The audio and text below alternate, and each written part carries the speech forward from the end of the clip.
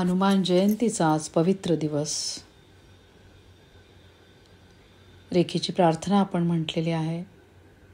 चंद्रस्वराला सगळ्यांनी ॲक्टिवेट करून घ्यायचं आहे. सावकाश दोन्ही हात एकमेकांवर चोळून मूलाधार चक्रावर ठेवायचे.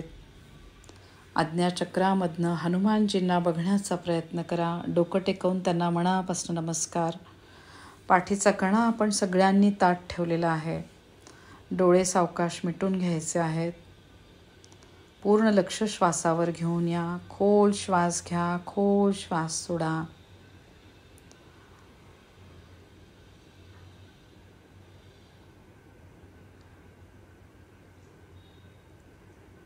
प्रत्येक क्षणाला हनुमानजींचे खूप आभार मानायचे. मारुती स्तोत्राद्वारे भीमरूपी महारुद्रा वज्र हनुमान मारुती वनारी अंजनी सूता रामदूता प्रभंजना. हे हनुमंता आपण भीमरूप महारुद्र वज्र हनुमान मारुती वनाचे शत्रू माता अंजनीचे पुत्र प्रभू रामचंद्रांचे दूत आणि प्रभंजन आहात. भीम म्हणजे भव्य अथवा विशाल. हनुमंत भव्य आणि विशाल आहेत म्हणून त्यांना भीमरूपी म्हटले आहे. भगवान शंकराने रामाच्या सेवेसाठी अनेक अवतार घेतले. त्या प्रत्येक अवताराला रुद्र म्हणतात. त्यातील हनुमंतांचा अवतार सर्वात महत्त्वाचा म्हणून महारुद्र होय. बालपणी हनुमंताने सूर्य गिळला तेव्हा इंद्राने आपल्या वज्राने त्याच्या हनुवटीला आघात करून सूर्यबिंबाची सुटका केली. म्हणून हनुमंताला वज्र हनुमान म्हणतात. मरुत हे वायूचे एक नाव आहे. हनुमंत वायुपुत्र असल्यामुळे त्यांना मारुती म्हणतात. लंकेत हनुमंताने रावणाच्या वनांचा विध्वंस केला म्हणून त्याला वनारी म्हणतात. अंजनी देवीचे पुत्र असल्यामुळे अंजनी सूत म्हणतात. सीतेचा शोध घेणे, रावणवधाची बातमी सीतेला सांगणे, राम अयोध्येत येत असल्याचा निरोप भरताला सांगणे, अशा सर्व महत्त्वाच्या प्रसंगी प्रभू रामचंद्रांनी दूत म्हणून हनुमंताला पाठविले म्हणून ते रामदूत आहेत. प्रभंजन हे वायुदेवांचेच एक नाव आहे म्हणून हनुमंताला हाक मारताना प्रभंजना असे संबोधिले आहे. ही 8ही विशेषणे हनुमंताचे असून या विविध नावांनी समर्थ हनुमंताला साकडे घालीत आहेत. प्रत्येक क्षणाला सक्षम मूलाधार चक्राचे खूप आभार मानायचे. ओम हम हनुमते नमः. लम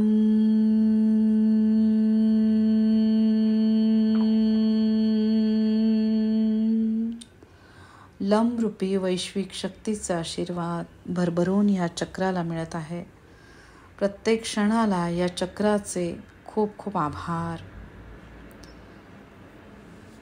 महाबळी प्राणदाता सकळा उठवी बळे सौख्यकारी दुःख शोकहर्ता धूर्त वैष्णव गायका.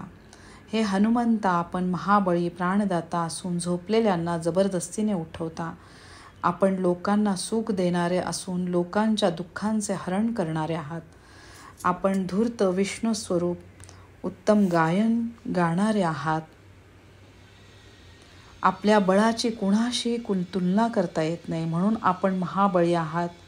राम रावण युद्धात लक्ष्मण बेशुद्ध पडला असता हनुमंताने संजीवनी वनस्पती आणून त्याचे प्राण वाचवले म्हणून प्राणदाता असे हनुमंताला संबोधिले.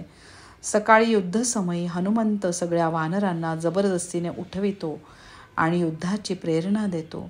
हनुमंताच्या कृपेने माणसाचा संसार सुखाचा होतो आणि त्याची संसार दुःखे नष्ट होतात. हनुमंताजवळ व्यवहार चातुर्य असल्यामुळे त्याला कोणीही फसवू शकणार नाही म्हणून त्याला धूर्त असे म्हटले आहे. वैष्णव शब्दाचा विष्णू स्वरूप असा एक अर्थ होतो तर विष्णू भक्त असा दुसरा अर्थ होतो. रामचंद्र हे विष्णूचा अवतार असून हनुमान त्यांचे परमभक्त आहेत म्हणून त्यांना वैष्णव म्हटले आहे. ते निरंतर रामचरित्राचे गायन करतात म्हणून त्यांना गायका अशी हाक मारली. विविध विशेषणांचा वापर करून समर्थ हनुमंताला आळवीत आहेत. ओम हम हनुमते नमः. खूप आभार मानायचे ह्या वैश्विक शक्तीचे हनुमंताचे. लमद्वारे लम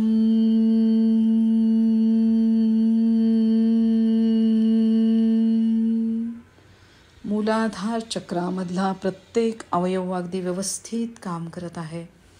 सावकाश दोन्ही हात स्वाधिष्ठान चक्रावर ठेवायचे. जलतत्वरूपी त्याचबरोबर चंद्रतत्वाद्वारे शरीरामधील विसर्जन क्रिया अगदी व्यवस्थित सुरू आहे. जलतत्वरूपी नद्यांचे खूप आभार मानायचे. दीनानाथा हरिरूपा सुंदरा जगदंतरा पाताल देवता हंता भव्य सिंदूर लेपना. हे हनुमंता आपण दीनानाथा हरिरूपा अतिशय सुंदर असून सर्व जगताच्या अंतर्यामी आहात. अहिरावण आणि महिरावण या पाताळातील देवतांना आपण ठार केलेत. आपल्या सर्वांगाला सिंदूर लावल्यावर आपण भव्य दिसता. जे गरीब आहेत, शरणागत आहेत, त्यांना हनुमंत आधार देतात म्हणून त्यांना दीनानाथ म्हटले. हनुमंत दिसायला अतिशय सुंदर आहेत.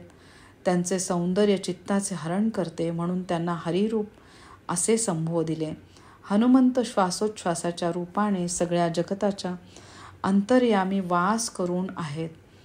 अहिरावण आणि महिरावण हे दोन्ही राक्षस रावणाचे मित्र होते. त्यांचा वध करून हनुमंताने रामचंद्राच्या विजयाचा मार्ग निष्कंटक बनवला.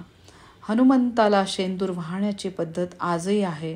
शेंद्री रंग भगव्या रंगाला जवळचा असून त्यागाचे प्रतीक आहे आणि हनुमंताचे जीवन म्हणजे मूर्तिमंत त्याग आहे. प्रत्येक क्षणाला स्वाधिष्ठान चक्राचे खूप आभार मानायचे. बीजाक्षर वम द्वारे वम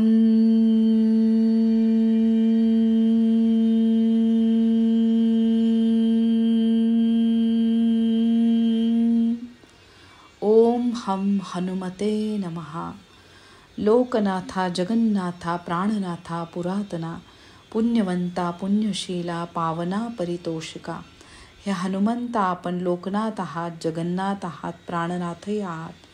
आपण अत्यंत पुरातन आहात. आपण पुण्यवंत, पुण्यशील आणि पवित्र असून भक्तांना तृप्त करता. भूभुव स्वह मह जनः तपः आणि सत्यम हे सातही लोक वायूच्या सत्तेवर जगतात म्हणून हनुमंताला लोकनाथ म्हटले आहे. ज्या जगात आपण राहत आहोत त्या जगातील साऱ्या जीवांना वायू तत्वाचाच आधार आहे म्हणून हनुमान जगन्नाथ आहेत. आपल्यामध्ये जी प्राणशक्ती आहे ती हनुमंताचीच असल्यामुळे हनुमंत आपल्या प्राणाचे नाथ आहेत. महावीर हनुमान हे चिरंतन ब्रह्मतत्व असल्यामुळे त्यांना पुरातन या शब्दाने संबोधिले आहे. पवित्र 3 प्रकारचे आहे, कायिक, वाचिक, मानसिक. हनुमंत पुण्यवंत आहेत म्हणजे शरीराने पवित्र आहेत. ते पुण्यशील आहेत याचा अर्थ त्यांची वाणी पवित्र आहे. हनुमंत मनाने देखील पवित्र आहेत म्हणून त्यांना पावन म्हटले आहे. भक्तांच्या इच्छा पूर्ण करून ते त्यांना संतोष देतात म्हणून त्यांना परितोषका अशी हाक समर्थ मारतात. प्रत्येक क्षणाला हनुमंतांचे खूप आभार.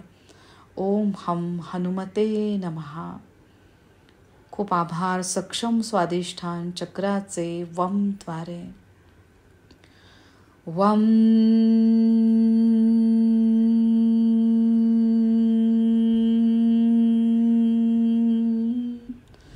स्वाधिष्ठान चक्रामधला प्रत्येक अवयव अगदी व्यवस्थित काम करत आहे.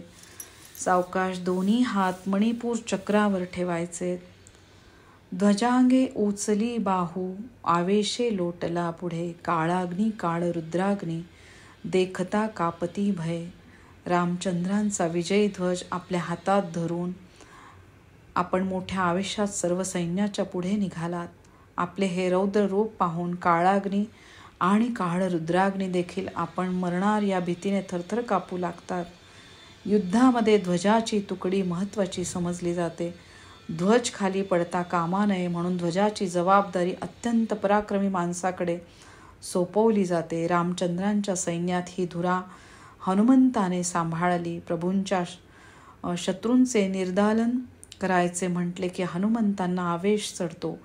हनुमंतांचा हा आवेश एवढ्या महाभयंकर प्रलयंकारी असतो की अशा वेळी कोणालाही आता आपले काही खरे नाही, आता आपण जगत नाही अशी भीती निर्माण होते. मानसांना ग्रासणारे काळाग्नी आण काळ रुद्राग्नी हे यमाचे दूतही हनुमंताला घाबरतात. ओम हम हनुमते नमः. सक्षम मणिपूर चक्राचे खूप खूप आभार. बीजाक्षर रम द्वारे. रम.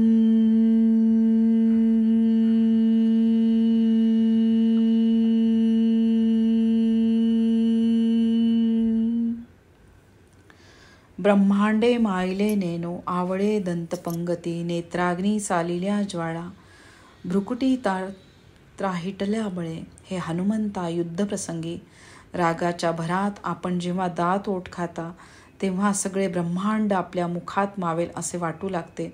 क्रोधाने आपण आपल्या भुवयात आणून धरता तेव्हा आपल्या संतप्त नेत्रातून जणू तांबड्या ज्वाळा बाहेर पडत असतात. रामचंद्रांचे विरोधक पाहिले की मारुतराया संतापतात. त्यांच्या क्रोधाचे भयानक वर्णन समर्थ करतायत. विश्वरूप दर्शनाप्रसंगी सगळे ब्रह्मांड भगवान श्रीकृष्णांच्या कराल दाढेखाली भरडले जातात. अर्जुनाने पाहिले. युद्धावर निघालेल्या हनुमंताचे ध्यान पाहून समर्थांना हनुमंतामध्ये श्रीकृष्णासारखे अक्राळ विक्राळ स्वरूप दिसले. हनुमंताचे डोळे क्रोधाने लाल झाले असल्यामुळे त्याला रावणाच्या उद्यानातील पांढऱ्या जास्वंदाची फुले तांबडी दिसली होती असा स्पष्ट उल्लेख समर्थ चरित्रात घेऊन जातो. भक्तासाठी मात्र हनुमान सौम्य आणि सोज्वळ रूप घेतात. त्याचे वर्णन पुढील श्लोकात आढळते. खूप आभार मानायचे श्री हनुमानजींचे. ओम हम हनुमते नमः. सक्षम मणिपूर चक्राचे खूप आभार मानायचे. राम.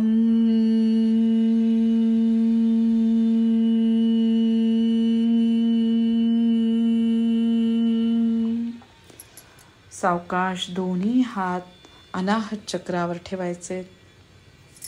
पुच्छते मुरडिले माथा किरीट कुंडले बरी सुवर्णकटी कासोटी घंटा किंकिणी नागरा. आपण आपली शेपटी व्यवस्थित वळवून मस्तकाजवळ आणून ठेवली आहे. या शेपटीच्या पार्श्वभूमीवर आपल्या मस्तकावरील मुकुट आणि कानातील कुंडले शोभून दिसतात. आपल्या कमरेला सोन्याची कोपिन झळकते आहे, तर चरणांमध्ये असलेल्या नुपुरांमधील घंटा चालताना किनकिन वाजत असतात. हनुमंतांचे सारे बल त्यांच्या शेपटीमध्ये आहे. एखाद्या विजयी ध्वजाप्रमाणे सर्वांना दिसण्यासाठी शेपूट मुद्दामून मस्तकाच्या वर आणून ठेवले आहे. कर्णाच्या छातीवर ज्याप्रमाणे जन्मतः सोन्याचे कवच आणि कानात सोन्याची कुंडले होती, त्याप्रमाणे हनुमंताची सोन्याची कोपिन जन्मतः स्वयंभू आहे. चरणातील नुपुरांचा घंटानाद पावलोगानिक भक्तांना रक्षणाचे आश्वासन देत राहोत. ओम हम हनुमते नमः. सक्षम वायू तत्वाद्वारे शरीरातील रक्तशुद्धीकरणाचे काम अगदी व्यवस्थित सुरू आहे. खूप आभार मानायचे सक्षम अनाहत चक्राचे. यम द्वारे. यम.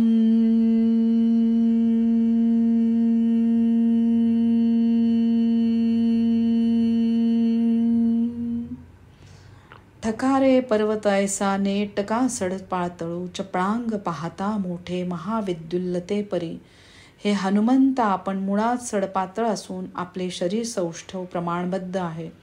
मात्र युद्धसमयी आपण जेव्हा विराट रूप धारण करता तेव्हा एखादा पर्वतच समोर उभा ठाकला आहे असे वाटू लागते.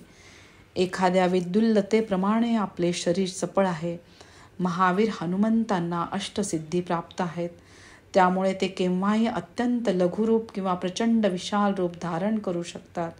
सर्वप्रथम लंकेत प्रवेश करताना हनुमंताने माशी एवढे लघुरूप धारण केले होते, तर सुरसी नामक राक्षसीने हनुमंताला गिळण्याचा प्रयत्न केला तेव्हा ते पर्वतासारखे मोठे झाले. शारीरिक चापल्य हा युद्धकलेतील अपरिहार्य गुण आहे. लठ्ठ माणूस चपळ नसतो. हनुमंत नेटके सडपातळ असल्यामुळे डोळ्याचे पाते लवते न लवते तोच एखादी क्रिया करतात. विजेचा अंदाज करता येत नाही, त्याप्रमाणे शत्रूला हनुमंताच्या हालचालीचा अंदाज करता येत नाही. ओम हम हनुमते नमः. खूप आभार सक्षम वायू तत्वाचे. यम द्वारे. यम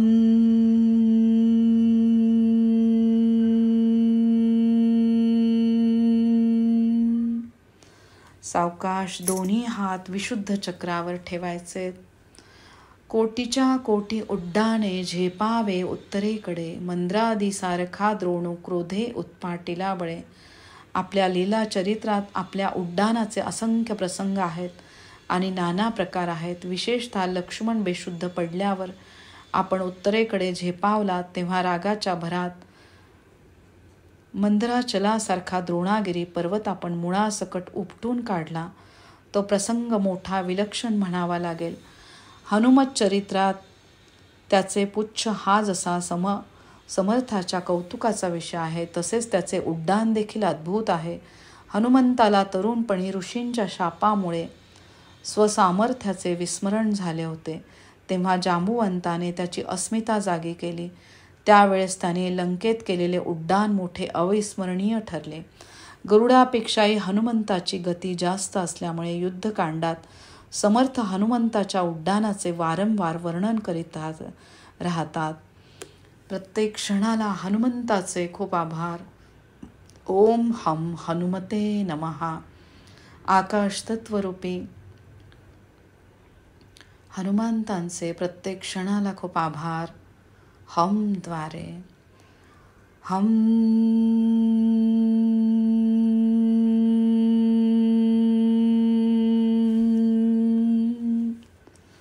आणिला मागुती नेला, आला गेला मनोगती, मनासी टाकिले मागे, गतीसी तुळना नसे. आपले आश्चर्य हे की आपण लंकेत आणलेला द्रोणागिरी पर्वत परत उत्तरेकडे जागेवर नेऊन ठेवला. 2 वेळा आपण उत्तरेचा प्रवास मनाच्या चपळाईने केला. वस्तुतः ज्यांनी आपली गती पाहिली त्यांच्या ध्यानात येईल की आपल्या उड्डाणाची गती मनाला मागे टाकणारी आहे. त्यामुळे आपल्या गतीशी तुलना करता येईल अशी एकही वस्तू जगात नाही. हनुमंत देहाने जसे नेटके आहेत तसे त्यांचे वागणे देखील नेटके आहे.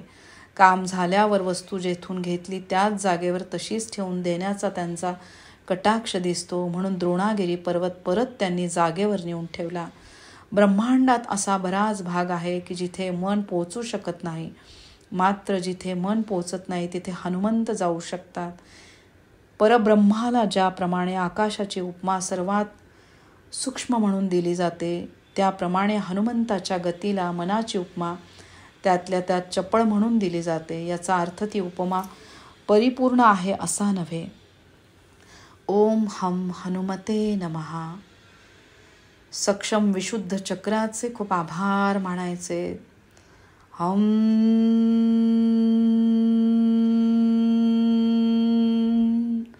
सावकाश दोन्ही हात आज्ञाचक्रावर ठेवायचे. सगळ्या गुरूंचे स्थान असलेले आज्ञाचक्र. प्रत्येक क्षणाला हनुमंताचे खूप आभार मानायचे. अणुपासून ब्रह्मांड एवढा होत जात असे, तयासी तुलना कोठे, मेरू मंदार धाकुटे. हे हनुमंता आपण अणुपासून ब्रह्मांड एवढे मोठे होत जाता. आपल्या या विशाल रूपाला तुलनाच नाही. विशालतेबद्दल प्रसिद्ध असलेले मेरू आणि मंदार हे पर्वत आपल्या पुढे चिमुकले वाटू लागतात. विष्णू पुराणात मेरू आणि मंदार या पर्वतांच्या विशालतेचे वर्णन आहे. महर्षी वाल्मिकींनी रामायणात हनुमंताच्या विशालतेची तुलना मेरू आणि मंदार यांच्याशी केली. पण समर्थांच्या मते हनुमंतांच्या तुलनेत मेरू आणि मंदार हे दोन्ही पर्वत लहान आहेत. उपनिषदामध्ये आत्म्याचे वर्णन करताना अणुहून लहान आणि महानाहून महान असे केले आहे. मारुतीराय आत्मस्वरूप असल्यामुळे अत्यंत सूक्ष्म आणि सर्वव्यापी होऊ शकतात. खूप आभार श्री हनुमंतांचे. ओम हम हनुमते नमः. ओम.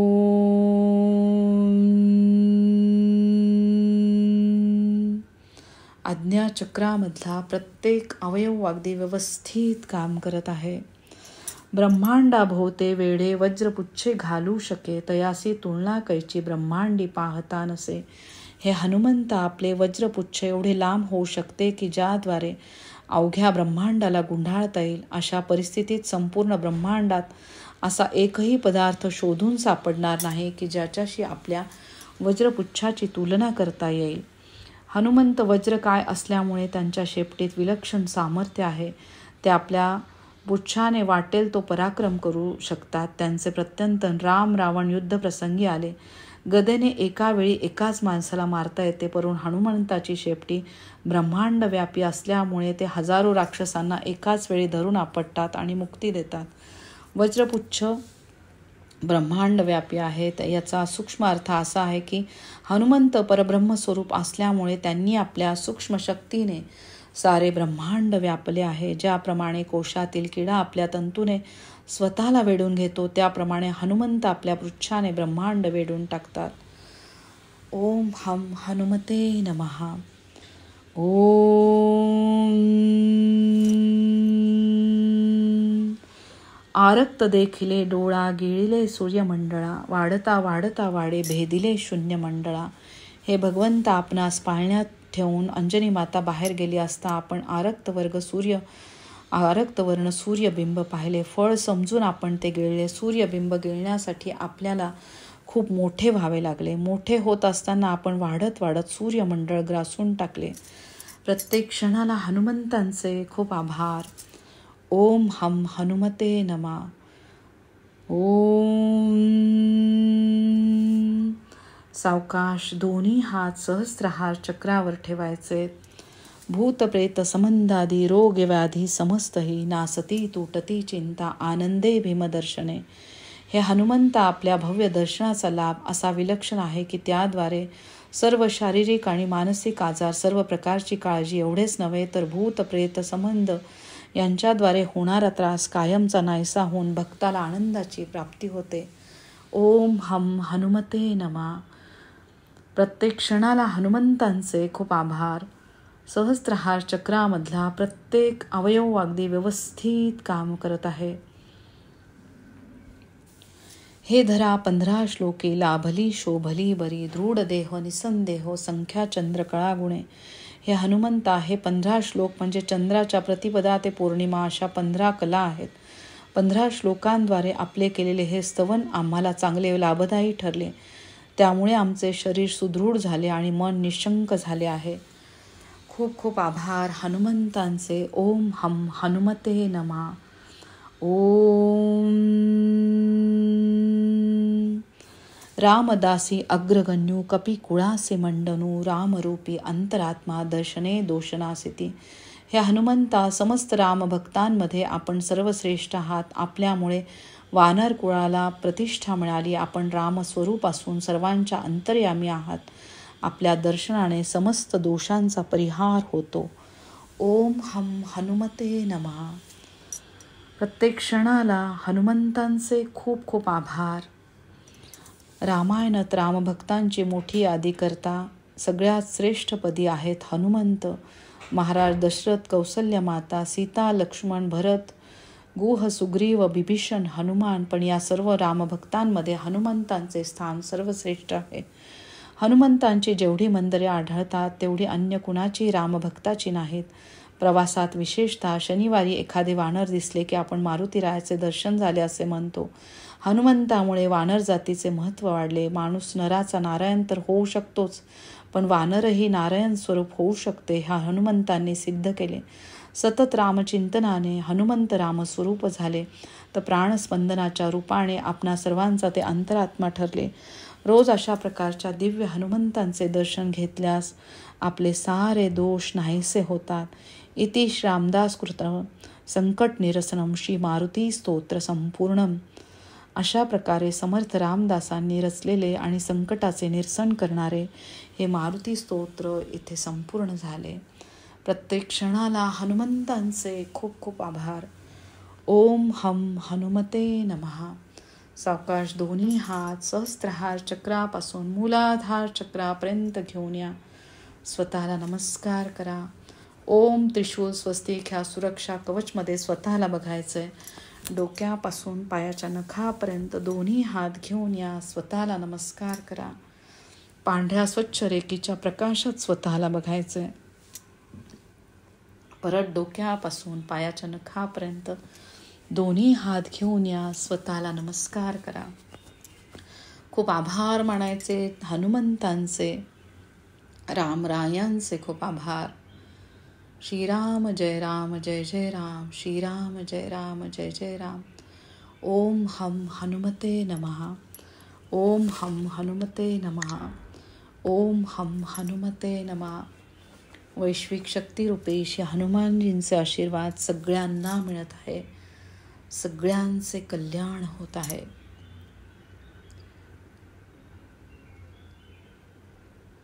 ओम हम हनुमते नमः. ओम हम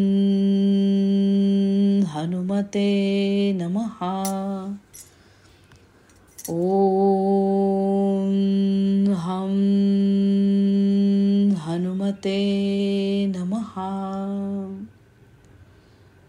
ओम हम हनुमते नमः. ओम हम हनुमते नमः. ओम हम हनुमते नमः.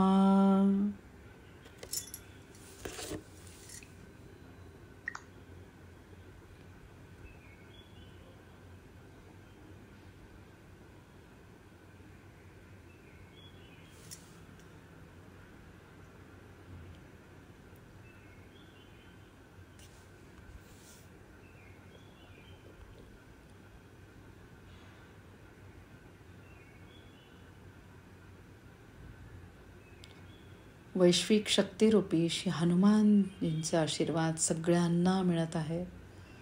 सगळ्यांचे कल्याण होत आहे. प्रत्येक क्षणाला शक्तीची देवता, युक्तीची देवता श्री हनुमानजी यांचे खूप खूप आभार.